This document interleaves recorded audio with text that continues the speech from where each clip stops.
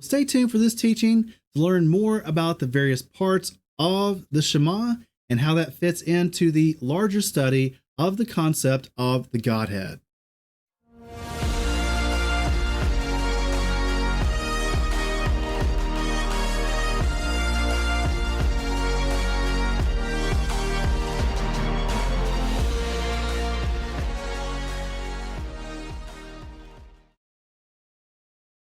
So this teaching is going to be all about the Shema and how it relates to our subject of the Godhead.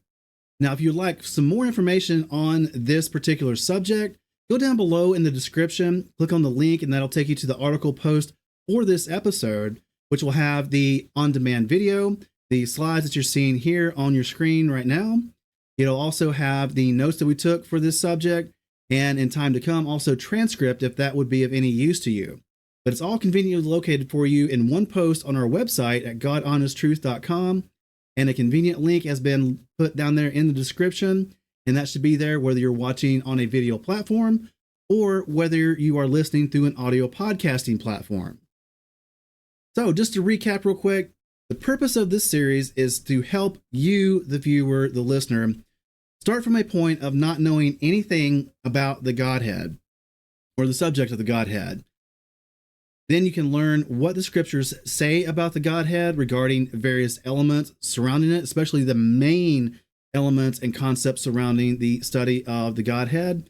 And then at the end, decide for yourself which concept of the Godhead that you most align with or most agree with. Or if you decide, hey, this is a matter of splitting hairs to me, in my opinion, I'm not going to decide on any. That's fine too. Regardless of whatever conclusion you come to, you're still our brothers and sisters in Messiah. We just want to help you understand more about this subject if we can, and if that's something that truly interests you. Now, to recap the series that we've had so far, in episode 1, we went over some introduction to the series and terminology that we'll be using throughout this series. We went over the purpose of the series, like we do every drosh in this series. We went over what the series will cover and what it will not include. We went over various terminology like fear-mongering, exegesis and eisegesis, Yahweh, Yeshua, Elohim, concepts of the Godhead, Trinitarianism. The 4 different concepts of the Godhead, anyways, are Trinitarianism, Binitarianism, Biblical Unitarianism, and oneness or modalism. We also went over the terms heresy and orthodoxy, and what is salvation. Now, these 4 different concepts of the Godhead, we'll be having a dedicated episode for each one of these coming up. So episode 1, we just did a brief overview of each of these 4. In our last episode, episode 2, we went over the concept of Elohim or God or gods, what that meant. We went over the difference between names and titles. We went over what invariant nouns were. We went over the word Elohim, in that it is a word that is constructed and written out in a plural form, but it's not always plural.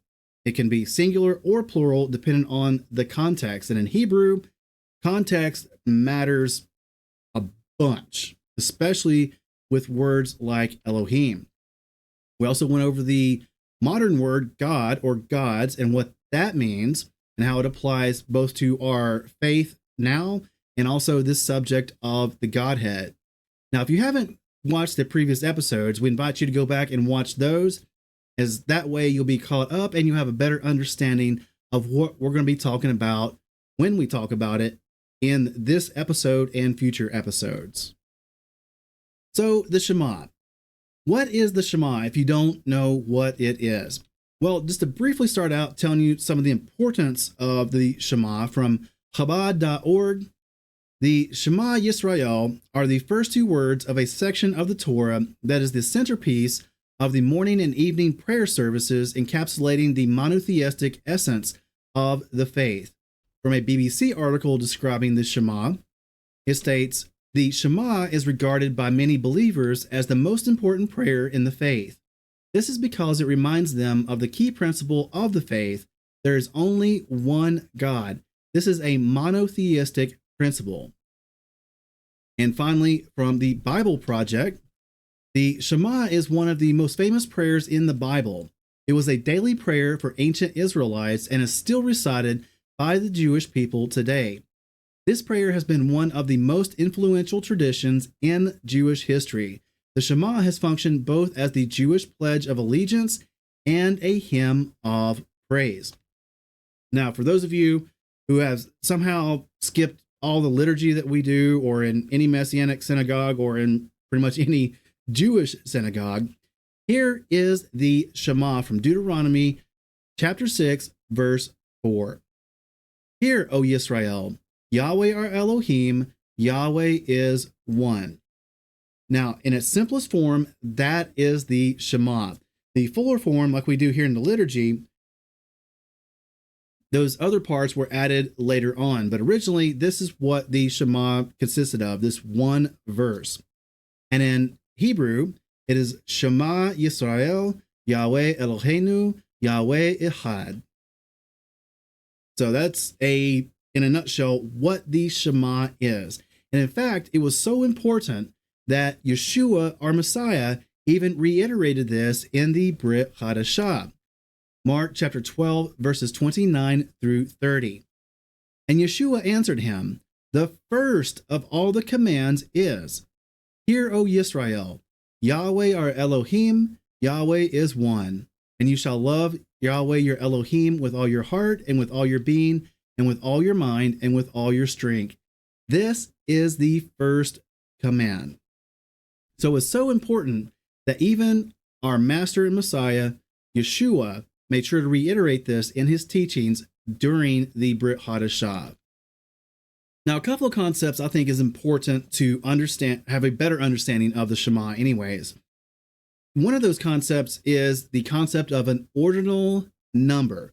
What is an ordinal number?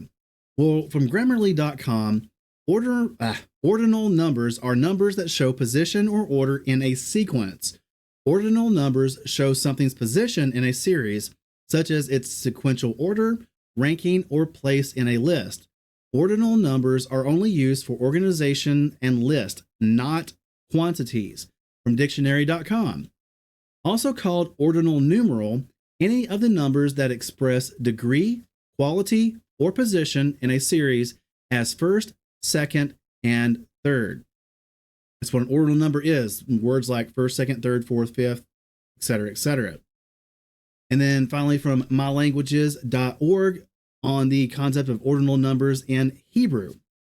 Hebrew ordinal numbers tell the order of things in a set, first, second, third, etc.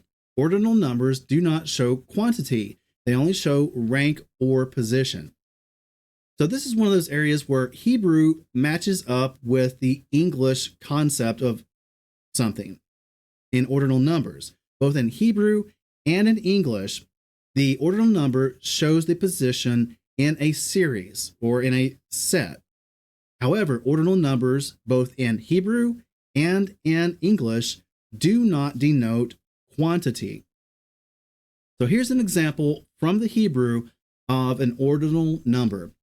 Genesis chapter 1, verse 8. And Elohim called the expanse heavens, and there came to be evening, and there came to be morning, the second day. Now, I just read that in English, but if you'll notice, the ordinal number second came before the noun day. However, in the Hebrew, it has the ending right there, Yom Sheni. Yom, the word for day, and then Sheni, the Hebrew word for second. That's the ordinal number. So you see here in Hebrew, it's got the noun and then the ordinal number. Genesis chapter 1, verse 13. And there came to be evening, and there came to be morning the third day. Again, in English, the ordinal number precedes the noun, but in Hebrew there, at the end of chapter or verse 13, has Yom Shlisha. So once again, we have Yom, day, and then we have the ordinal number for third coming after the noun. Another example, 1 Samuel chapter 17, verse 30. And he turned around from him toward another and said the same word. And these people answered him a word like the first word. So here we've got at the ending, first word. the ordinal number comes before the noun in English. But as you can see in the Hebrew, it has the ordinal number harishon coming after the noun kadabar. I'll get it here in a minute. Kadabar harishon. You have the kadabar word and then the word for first, rishon, coming after the noun. So keep this in mind. In Hebrew, the ordinal number always comes after the noun that it's modifying.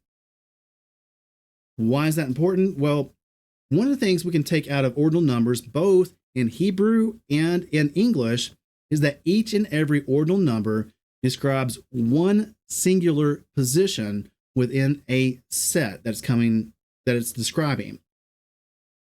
And we can also see that ordinal numbers always come after the noun that it's attached to. So this one singular number, whether it's third, eighth, 12th, whatever it is still describing one singular position in that set or that series. Because of its singular indication, it comes after the noun. That's going to come into play here in just a moment, so remember that. Now with cardinal numbers, this is a different type of number. According to Grammarly.com, cardinal numbers depict quantities or amounts and are used in mathematics and counting. In short, cardinal numbers answer how many, while ordinal numbers answer which position. From dictionary.com. Also called cardinal numeral, any of the numbers that express amount as 1, 2, 3, etc. And as it pertains to Hebrew, mylanguages.org, Hebrew cardinal number convey the how many. They're also known as counting numbers because they show quantity, just like with the English, right? We're from ehebrew.net. When speaking, cardinal numbers in Hebrew precede the noun, with the exception of the number 1, which comes after it. And finally, from wikipedia.org, the cardinal number precedes the noun, except for the number 1, which succeeds it. So what we got here is that ordinal numbers, just like in English, in Hebrew, ordinal numbers are about the quantity of something. So if you have 3 trucks, it's denoting how many trucks there are. Or if you have 1 person, it's denoting how many people or persons there are. In Hebrew, it's the same thing. It's denoting the quantity or amount that it's describing. And a little bit different with the ordinal numbers that we just looked at. Cardinal numbers come before the noun that it's attached to, with the exception of the number 1 or echad. The number 1 comes after the noun that it's attached to because it's a singular meaning. For an example, let's go look at Genesis chapter 1, verse 5. And Elohim called the light day, and the darkness he called night. And there came to be evening, and there came to be morning, one day. Now here in English, we have the ending there, one day. You have the cardinal number and then the noun, day. But there at the ending of the Hebrew, it has yom echad. Since it's a singular one, there's only one day. How many days are there? Just one. So it's yom echad, and that one echad comes after the noun. Some translations have ending up as the evening and the morning was the first day. Okay, that's understandable because Genesis chapter 1 is talking about the sequence of creation. So first day, that's understandable. But technically from the Hebrew, it's got the word for one, not the word for first. Just a little thing to put in your notes right there. Because as we looked at that verse earlier, the word for first is rishon, not echad. Echad means the quantity 1. Then looking at 2 Kings chapter 8, verse 26. Abijah was 22 years old when he began to reign, and he reigned 1 year in Jerusalem. Here in English, once again, we've got the number coming before the noun, 1 year. But in Hebrew, it's got washana echad or ahad. So once again, since it's a cardinal number and it's singular, it comes after the noun. Just want to emphasize this point because it's going to be really important when we come up to some more information here in a minute as it all comes together. But some more examples of some other numbers just to show you from the Hebrew. In Deuteronomy chapter 19, verse 15, one witness does not rise up against a man concerning any crookedness or any sin that he commits. At the mouth of two witnesses or at the mouth of three witnesses, a matter is established. So once again, in the English, we have one witness, two witnesses, or three witnesses here in this verse. And each and every time in the English, the quantity number comes before the noun. That's not so in Hebrew so much. Here in the Hebrew, for one witness, it has echad. Since it's singular, the one comes after the noun that it's attached to. But then when you get to the two witnesses, you have shani, edim. I'll get it here in a minute. Sorry. Shani, edim. Shani, two, edim, witnesses. And then with three witnesses, once again, the pattern is just like with the two witnesses. It has shlosha or shloshi, edim. Three witnesses. So here in the Hebrew, with the two and the three, you've got the number, the cardinal number, coming before the noun that it's attached to. It's only in the singular that the one or the number comes after the noun when you're looking at cardinal numbers, numbers that show quantity. One more word to look at real quick before we start putting all this together. The word for unity or unified. The word for echad in Hebrew comes from Strong's H259, and it's just like you would think it would be. And like we've been describing all along, it means one. In fact, in the King James Version, here you can see from this concordance count that in the King James Version, echad is translated at 687 times as one. That is, gosh, I don't know how many times more than any other translation is translated into. But yeah, it's translated as one, one each, a certain, and only once, one, one another, etc., etc. Strong's definition has it as a numeral, meaning one, Brown Driver Briggs, the number one. From Gesenius's Hebrew lexicon, a numeral having the power of an adjective, one. From Jastrow's Dictionary of the Targums, one, etc., etc. So echad is the numeral for the quantity of one. If that's not clear at this point, I don't know how else to explain it. But there's another word that sometimes people get confused and mixed up with echad, and they get the definitions backwards. And this word occurs in a couple places in Scripture, but most notably, it's in Psalms 133, verse 1. See how good and how pleasant it is for brothers to dwell together in unity. Now, if you've ever went to a Jewish synagogue or a Messianic synagogue or Messianic service, and they bring out the Torah and they parade it around, stuff like that, a lot of times they'll sing what's known as the Hanei Matov. Hanei Matov u'manaim sheverachim gam yachad. And that last word right there, that yachad, that's the word for unity. Behold how good and how pleasant it is for brothers to dwell together, unity, etc., etc. But yahad is that word for a unit. Multiple things come together as a unit, as together. From the Strong's, it's Strong's H3162.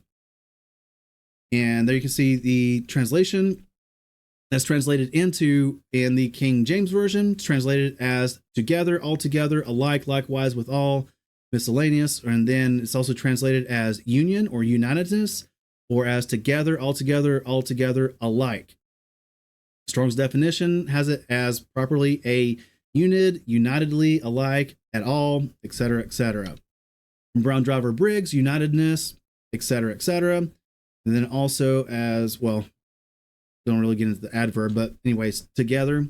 From Josephus's Hebrew lexicon, union, junction, together in one place, wholly, all together. From Jastrow's Dictionary of the Targums, to unite, concentrate, or to concentrate. So hopefully you understand what echad is. Also the formation yahid. Echad means together, unity, unified, something like that. That is different from the word echad.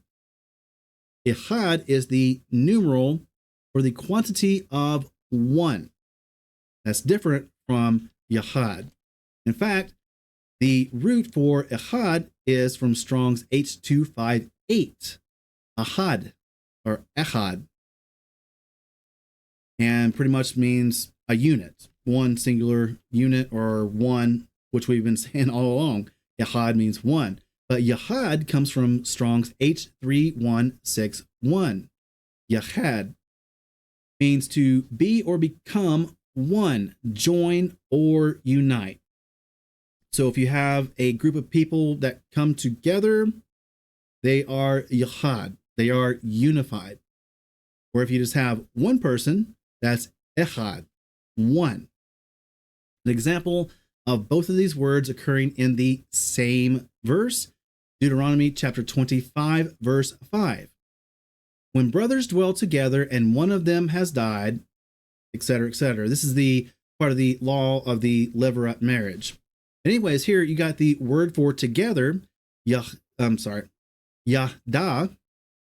which is a conjugation of yahad, and then you've got the word for one, echad. When brothers dwell yahda, and echad of them has died. When brothers dwell together and one of them has died. So here you've got a clear example of the difference between the two words in Hebrew, meaning together or united, and then the number for the quantity of one. And it's translated just like this in various translations, showing the distinction between these two words. So, once again, just to recap, not to beat a dead horse, but just to recap for you guys, yahad means unity, unified, together, something like that. Echad means the numeral one, the quantity of one, singular only. So how does all this come together, and why do we cover all this nerdy stuff? Well, number one, because I'm a nerd and because I like this kind of stuff. But number two, so that you can better understand the Shema when we put all these concepts and understandings together so that we can properly interpret and exegete the Shema, especially in the study of the Godhead that we're doing here in this series. So let's recap some of these points that we have covered so far before we actually put it all into practice. The Shema is considered as one of the most, if not the most, important prayers. Yeshua even stated the Shema as the first of all the commands. Echad means one, meaning number or quantity. Yahad means unity or united or together, something like that. Cardinal numbers denote quantity or how many and always come before the noun except for the number one, which comes after the noun because it's singular. Ordinal numbers, on the other hand, denote position or order in a sequence, degree, or ranking, and it always follows the noun, even when you get up to like second, third, etc., because each ordinal number is a singular position in that series or a singular ranking. So it comes after the noun. Here is an example from Numbers 11:19 of some more cardinal numbers.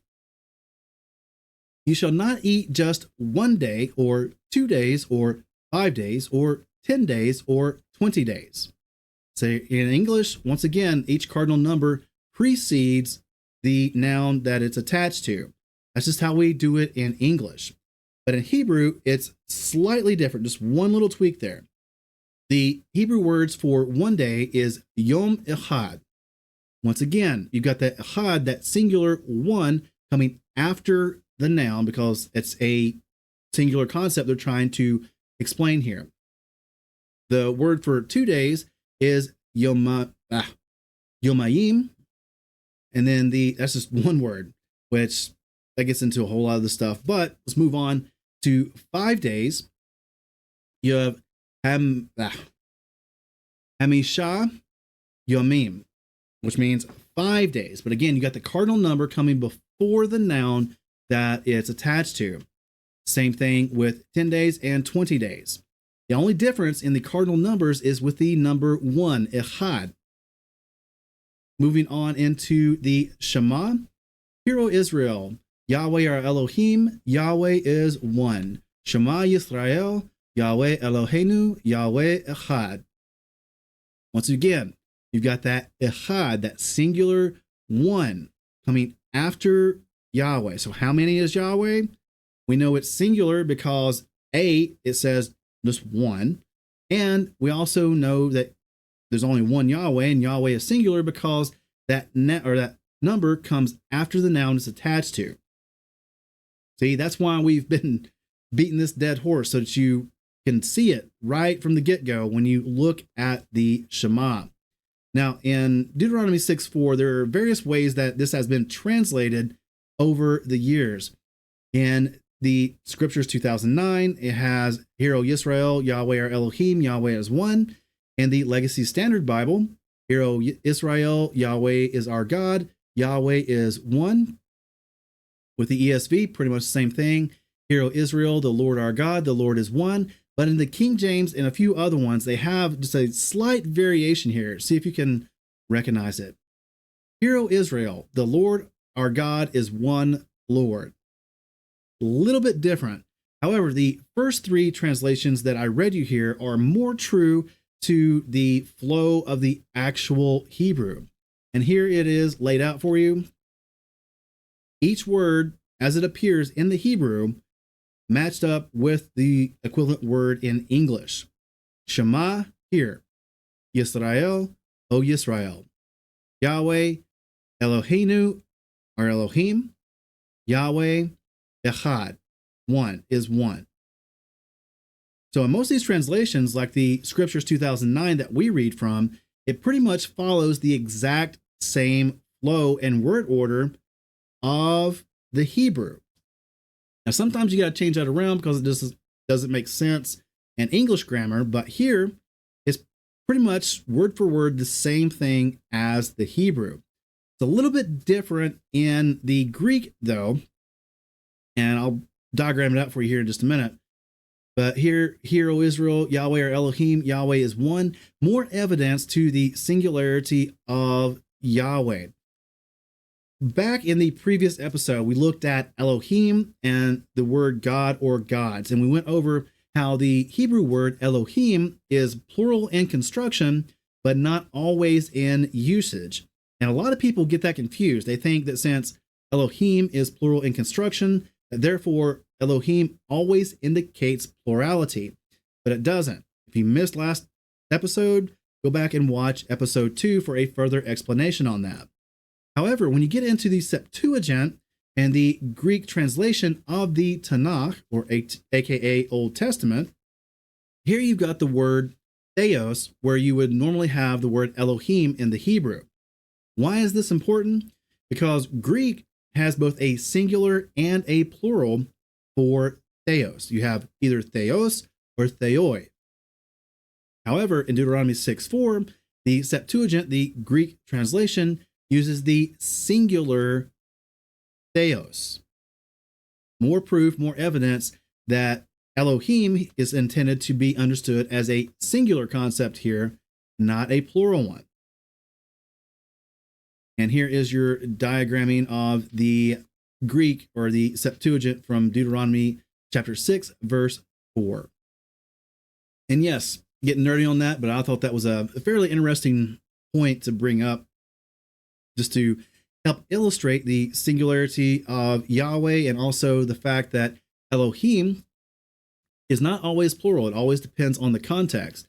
And this is just some extra evidence from the Greek.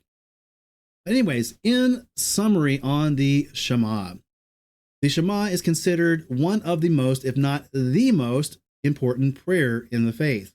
Yeshua even stated the Shema as the first of all the commandments. Ordinal numbers denote position or order in a sequence, degree, or ranking, and always follow the noun. Remember, ordinal numbers are like first, second, third, fourth, fifth, etc. Cardinal numbers denote quantity or how many and always come before the noun except for the number 1, which again is singular, and that 1, echad, comes after the noun. Echad means unity, united, unified, together, something like that. Echad means 1, the quantity, the number 1. And Hear, O Yisrael, Yahweh our Elohim, Yahweh is 1. The Shema, Shema Yisrael, Yahweh Eloheinu, Yahweh echad. And that's just the God honest truth. So I feel like we went through that fairly quick. It's much shorter than most of our droshes. If we happen to miss anything or something was unclear, go check out the notes on our website for this drosh, and also send us an email with any clarifying questions you may have. We'll try to get back to you as soon as we can. But hopefully that was explanatory enough so that you can further understand the Shema and its relation to our study of the subject of the Godhead. Now, while you have those questions, you can ask those down in the comments below, but the question is probably better answered if you wrote us through email. However, if you would, go down in the comments and let us know what you thought of this teaching. Did it help clarify anything for you? Did it make it more confusing? Did you like it? Did you not like it? Let us know in the comments. Also, hit that like button if you liked it. Hit that share button and share it around. And also hit that subscribe button and ring the bell so that you're notified every time that we go live or when we upload a new on-demand video. Thank you for joining us for another production from God Honest Truth Ministries. We hope that we have been of service to you, and if you have any feedback, then please reach out to us by email, and make sure to visit our website at godhonesttruth.com for more information, resources, and contact.